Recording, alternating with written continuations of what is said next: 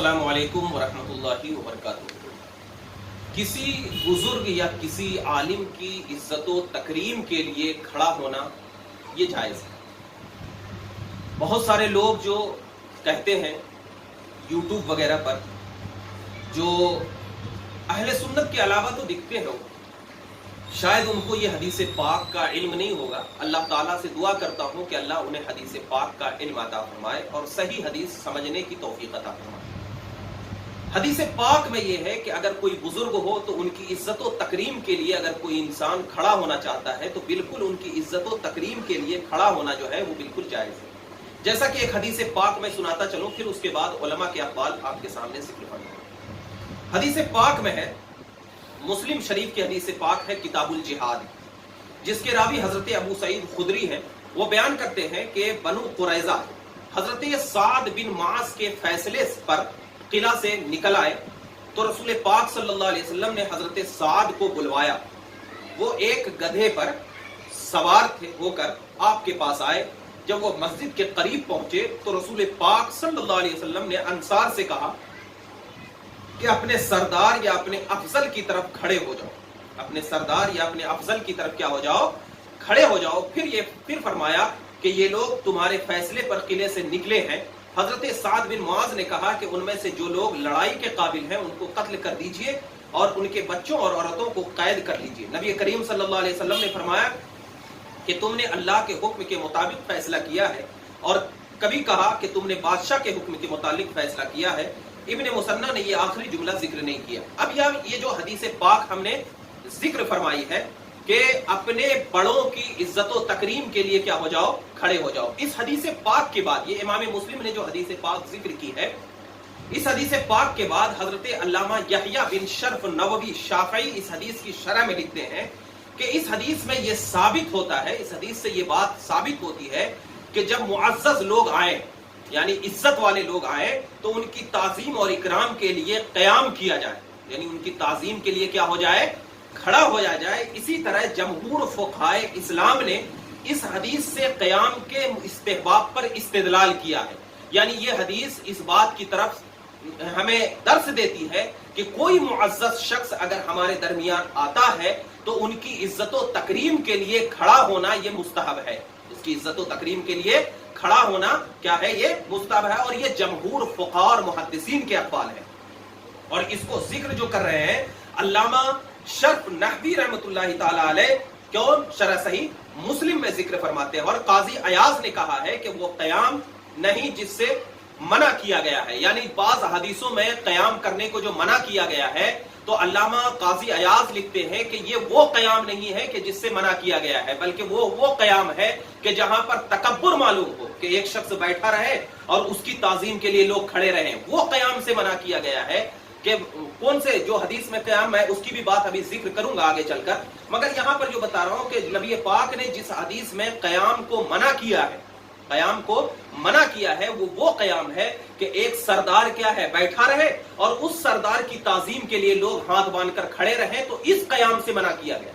क्योंकि वहां पर सरदार के तकब्बुराना क्या है, लहजा मलहूज रखना है। लेकिन जब कोई मुअज़्ज़ज़ शख्स आए तो उनकी क़याम की ताज़ीम के लिए जैसे नबी पाक ने हुक्म दिया है वो ये क़याम है। और जहां पर हदीस में क़याम को मना किया गया है वहां पर वो क़याम है कि एक बादशाह बैठा रहे और उसके इर्द गिर्द लोग क़याम के लिए खड़े हैं, तो ये क़याम क्या है, ममनू करार दिया गया है। उसके हदीस में जिक्र करूंगा, मगर यहां पर जो अल्लामा काजी अयाज की जो बात आई इसीलिए मैंने आपको बयान कर दिया। तो अल्लामा काजी अयाज फरमाते हैं कि वो नबी पाक सल्लल्लाहु अलैहि वसल्लम ने जो क़याम ममनू किया है, यहाँ पर वो क़याम मुराद नहीं है। क़याम ममनू ये है कि एक शख्स बैठा हो और दूसरे लोग उसके ताज़ीम के लिए जब तक वो बैठा हो खड़े रहे, जब तक वो बैठा हो खड़े रहे, तो यहाँ पर वो क़याम नहीं। अल्लामा नौवी कहते हैं कि मैं कहता हूँ कि अहले फज़ल के आने के वक्त खड़े होना मुस्तहब है। ये अल्लामा शर्फ नहवी शरह सही मुस्लिम में जिक्र करते हैं। इसके मुतालिक अहादीस मौजूद है और उसकी मुमानअत में सराहत है, कोई चीज साबित नहीं है। यानी इसको क्या है, कोई मना कर दे तो सराहत के साथ ये कोई साबित नहीं है, बल्कि क्या है, उसकी क़याम की ताज़ीम के हवाले से जो अहादीस मौजूद है उसमें ये क्या है, क़याम करना जायज़ है। اور علامہ بدرالدین عینی رحمۃ اللہ تعالی علیہ لکھتے ہیں کہ اس حدیث میں یہ ثابت ہو کہ سلطان یا حاکم مسلمانوں کے سردار کی تعظیم کا حکم دے اور سلطان کی مجلس میں اہل فضل کی تعظیم کرنا اور اس کے تعظیم کے لیے کھڑا ہونا یہ بالکل کیا ہے؟ جائز ہے. یعنی کوئی اگر علم والا، کوئی عزت والا، جیسے کہ آج کوئی سید زادہ ہو یا کوئی معزز علامہ مفتی یا دیگر علم والے اگر آئے تو ان کی تعظیم کے لیے کھڑا ہونا کیا ہے؟ جائز ہے. اور تمام لوگوں پر یہ لازم ہے کہ وہ اپنے سید کی تعظیم کرے. سید کا مطلب اپنے سردار کی، اپنے امام کی تعظیم کرے. اب یہاں پر ایک بات بتاؤں، ایک قوم جو ظاہری احادیث کو سمجھتی نہیں ہے اور کیا ہے بس بیان کر دیتی ہے کہ ایک قوم نے قیام تعظیم سے منع کیا اور وہ دلیل پیش کرتی ہے کہ امام ابو داؤش اور امام ابن ماجہ نے حضرت ابو امامہ، یعنی ان کا اعتراض میں ذکر کر رہا ہوں پھر اس کا جواب دیتا ہوں، کہ حضرت ابو داؤد اور حضرت ابو امامہ نے ابن ماجہ حضرت ابو امامہ سے روایت کیا ہے کہ نبی کریم صلی اللہ علیہ وسلم عصا پر ٹیک لگائے ہوئے آئے، عصا پر ٹیک لگائے ہوئے آئے، ہم آپ کے لیے کھڑے ہوئے تو آپ نے فرمایا کہ اجمیوں کی طرح کھڑے نہ ہو، اجمیوں کی طرح کھڑے نہ ہو. تو اب یہاں پر یہ بتائیے کہ اس حدیث سے یہ لوگ کہتے ہیں کہ اگر قیام کرنا جائز ہوتا، یعنی کسی سردار کے لیے تعظیم کے لیے کھڑا ہونا جائز ہوتا، تو پھر نبی پاک صلی اللہ علیہ وسلم کیا ہے کیوں منع فرماتے کہ جب میں آؤں تو میری قیام کے لیے کیا ہے؟ کھڑے نہ ہو. تو یہاں پر سب سے پہلی چیز تو یہ بتاتا ہوں کہ یہ حدیث جو ہے یہ بالکل ضعیف ہے. یہ حدیث جو ہے بالکل ضعیف ہے، جیسا کہ علامہ طبری رحمۃ اللہ تعالی علیہ نے فرمایا کہ یہ حدیث ضعیف ہے اور مضطرب السند ہے، اور اس میں ایک راوی جو ہے یہ مجہول ہے، ایک راوی جو ہے یہ مجہول ہے. ایک جواب.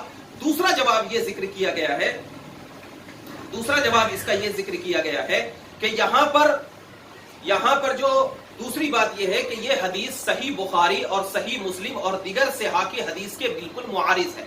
یعنی صحیح بخاری میں جو حدیث پاک ہے کہ قیام کے لیے تعظیم ہو، قیام کے لیے کیا ہے؟ تعظیم کے لیے کھڑے ہو، جیسا کہ قوموا الی سیدکم کی روایت ہے صحیح بخاری میں، یعنی کھڑے ہو جاؤ اپنے سردار کے لیے، اپنے سردار کے لیے. تو بخاری شریف کی حدیث کے کیا ہے؟ یہ حدیث کیا ہے؟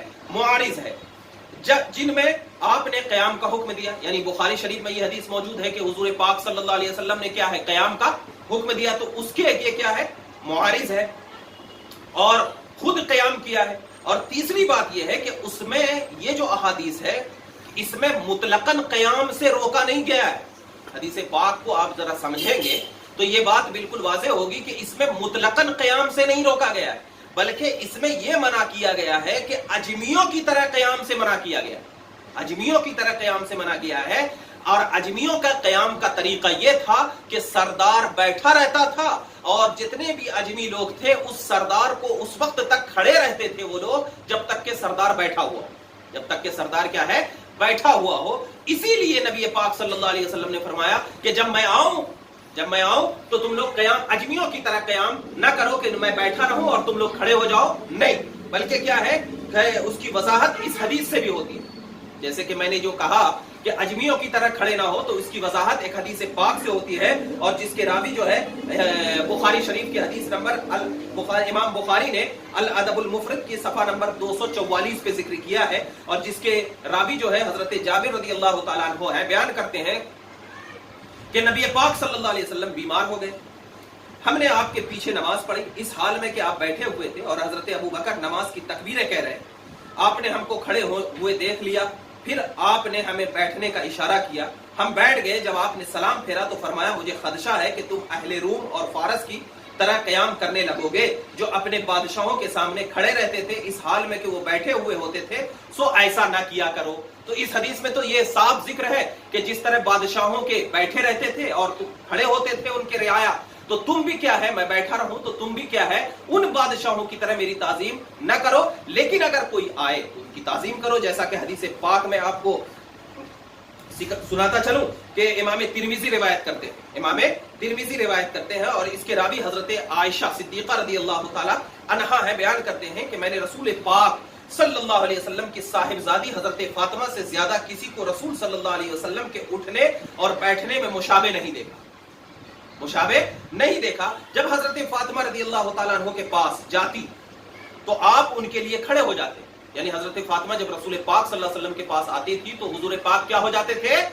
کھڑے ہو جاتے تھے اور ان کو بوسہ دیتے اور ان کو اپنی جگہ بٹھاتے، اور جب نبی پاک صلی اللہ علیہ وسلم حضرت فاطمہ رضی اللہ تعالیٰ عنہ کے پاس جاتے تو وہ اپنی نشست سے کھڑی ہو جاتی اور آپ کو بوسہ دیتی تھی اور آپ کو اپنی جگہ بٹھاتی تھی۔ اس حدیث پاک کو امام ابو داؤد نے بھی روایت کیا ہے اور امام بخاری نے بھی روایت کیا ہے۔ تو اس حدیث سے کیا ثابت ہوا کہ اپنے بڑوں کی عزت و تکریم کے لیے کھڑے ہونا یہ بالکل حدیث سے ثابت ہے۔ اب جو لوگ جہالت کی بنیاد پر کہتے ہیں کہ کھڑا ہونا یہ شرک ہے، یہ بدعت ہے، کچھ لوگ کہتے ہیں، میں ان کا نام لینا نہیں چاہتا ہوں، کچھ لوگ کہتے ہیں کہ ارے کیوں کھڑے ہوتے ہو، یہ تعظیم کرنا تو یہ شرک ہے، بدعت ہے، ایسا نبی نے منع فرمایا ہے، فلاں فلاں۔ لوگوں کے ذہن و دماغ میں کیا ہے، یہ خلش ڈالتے ہیں، شک ڈالتے ہیں، شبہ ڈالتے ہیں۔ تو وہاں پر وہ سمجھنا ہے کہ وہاں پر جو نبی پاک نے قیام کے لیے منع فرمایا ہے تو وہ کون سا قیام ہے اور کس طریقے کا قیام ہے۔ وہاں پر اجمیوں کا قیام مراد ہے اور یہاں پر مطلقاً قیام تعظیم کا حکم دیا۔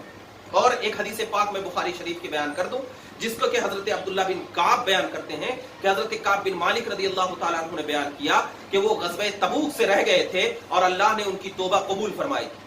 جب رسول پاک صلی اللہ علیہ وسلم نے صبح کی نماز پڑھائی تو ہمیں اللہ کی توبہ قبول فرمانے کی خبر دی۔ اس وقت مجھ سے صحابہ فوج در فوج ملے تو مجھے توبہ قبول ہونے پر مبارکباد دینے لگے۔ وہ کہتے تھے کہ اللہ کی تمہاری توبہ قبول کرنا مبارک ہو۔ میں جب مسجد میں داخل ہوا تو رسول صلی اللہ علیہ وسلم کے گرد صحابہ کرام بیٹھے ہوئے تھے۔ مجھے دیکھ کر حضرت طلحہ بن عبید اللہ کھڑے ہوئے، مجھے دیکھ کر حضرت طلحہ بن عبید اللہ کھڑے ہوئے اور دوڑ کر آ کے مجھ سے مصافحہ کیا اور مجھے مبارکباد دی۔ بخدا مہاجرین میں سے ان کے سوا اور کوئی شخص میرے لیے کھڑا نہ ہوا۔ تو مطلب یہ ہے کہ وہاں پر کھڑا ہونا اگر جائز نہ ہوتا تو حضور پاک صلی اللہ علیہ وسلم بھی موجود تھے، وہاں پر منع کر دیتے کہ کیوں کھڑے ہو رہے، کیوں کھڑے ہو رہے۔ تو اس حدیث سے بھی یہ بات ثابت ہوئی کہ قیام تعظیمی جو ہے یہ بالکل احادیث سے ثابت ہے، اور جو لوگ غلط طریقے سے لوگوں کے درمیان شرک اور بدعت کا لیبل لگا کر نوجوان مسلمانوں کے اوپر تھوپ رہے ہیں، ان کو چاہیے کہ پہلے احادیث کو سمجھیں اور اس احادیث کو سمجھ کر کے لوگوں کے درمیان مسائل کو بیان کریں۔ ہم ان لوگوں سے یہ گزارش کرتے ہیں اور تمام اپنے لوگوں سے گزارش کرتے ہیں کہ آپ ایسی باتوں پہ عمل نہ کریں جو احادیث کے بالکل خلاف ہو، اور کسی ایسی بات پر مان نہ لیں جو بالکل ظاہری طور پر حدیث ہمیں کیا حکم دے رہی ہے، اس کا منشا کیا ہے، اس کا محور کیا ہے، اس کو دیکھیں، اس کے بعد حدیث کو سمجھنے کی حدیث کو سمجھنے کی کوشش کریں۔ اللہ سے دعا ہے کہ اللہ تعالی ہمیں حدیث صحیح سمجھنے کی توفیق عطا فرمائے۔